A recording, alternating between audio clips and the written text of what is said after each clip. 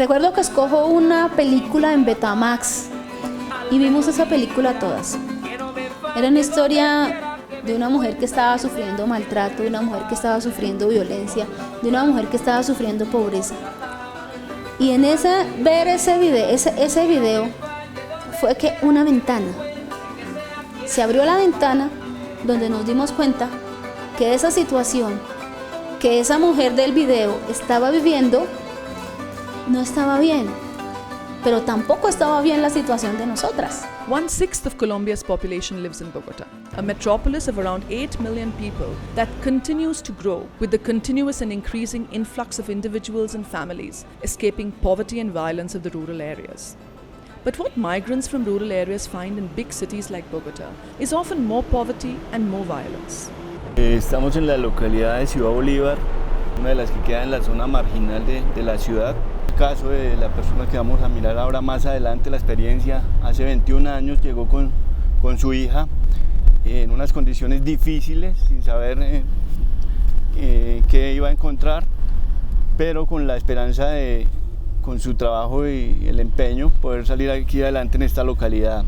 The government of Bogota is implementing a comprehensive program of food security called Bogota Without Hunger. This policy is centered around community canteens located in areas where most of the poor, vulnerable and marginalized population lives. Es el proyecto de seguridad alimentaria y nutricional, proyecto 515 de la Secretaría de Integración Social, Alcaldía Mayor de Bogotá. En este proyecto básicamente se restituye el derecho a la alimentación. Se entregan en este punto que se llama punto de entrega Vista Hermosa, se entregan canastas complementarias, se entregan a 202 familias en estado de alta fragilidad socioeconómica. Su merced, que queremos, los señores quieren venir y conocer su casa. Es un video que estamos haciendo para hablar de la gente de los comedores. ¿Cuántos niños tiene ahorita? 6, ¿cierto? 6 niños. De esos 6 niños, 4 están en el comedor comunitario y allí se les garantiza el almuerzo. Marisol Grenet, an active leader of Juan Pablo II, is an example of a single mother who moved out of poverty. She came to the city with dreams of a better life. At the beginning, things went very wrong. Yo provengo de una familia que mi mamá es cabeza de hogar. Cuando yo me embarazo, pues sencillamente tenía 16 años. No había terminado ni siquiera mis estudios de primaria. Por ser la mayor de 4 hermanos, apenas aprende uno a leer y a escribir. Mi mamá me dice, usted no puede seguir estudiando, usted tiene que ayudarme a mí en los oficios de la casa mientras yo trabajo para subsistir. Ese fue un momento muy, muy difícil porque pasar de la protección del hogar a buscar cómo voy a hacer mi propio proyecto de vida. Una chica joven con una bebé, sin estudio, sin redes de apoyo. But she didn't lose courage and steadfastness. She held on. She formed a group of other young mothers, and they all lived together, taking care of each other, organizing a common kitchen, and opening a nursery for their children and those of others.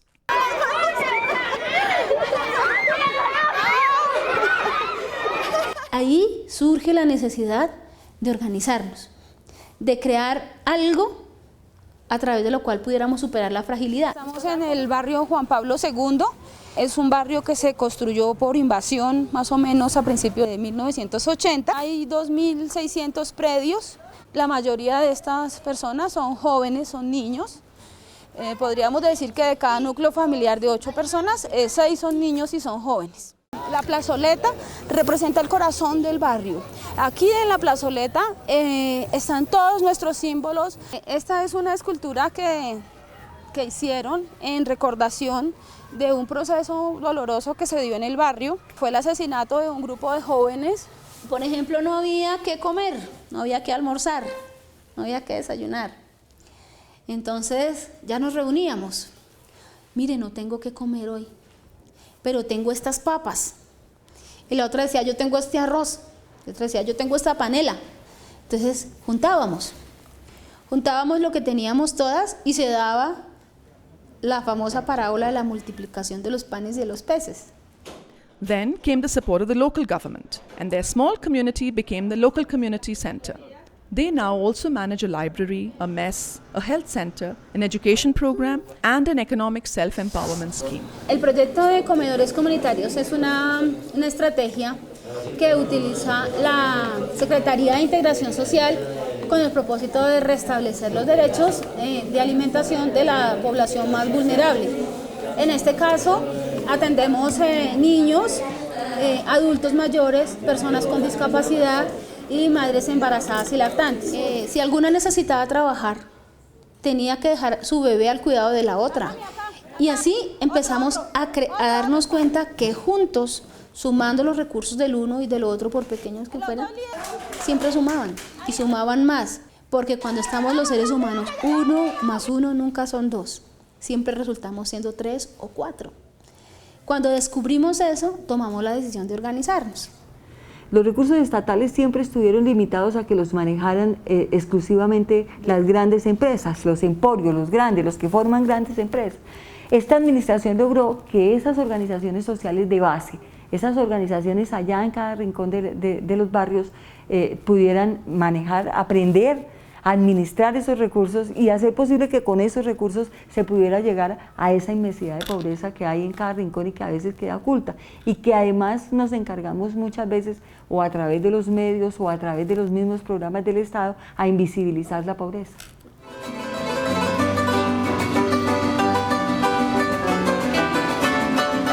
De por qué se daba la pobreza, de por qué no podíamos estudiar, de por qué teníamos que tener los hijos en condiciones de salubridad terribles, de por qué no teníamos acceso a anticonceptivos.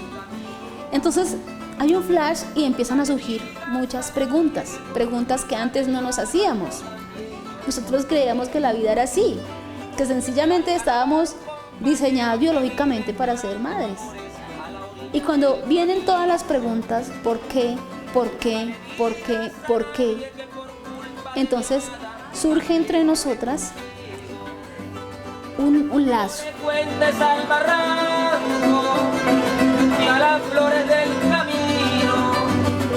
Digamos que en la política electoral hay discurso respecto al tema de participación y la gente vota por eso que le están prometiendo. Entonces vota y pone un gobernante, pero si ese gobernante no fue capaz de traducir lo que prometió en campaña y volverlo una realidad en su ciudad, pues definitivamente se quedó en el discurso.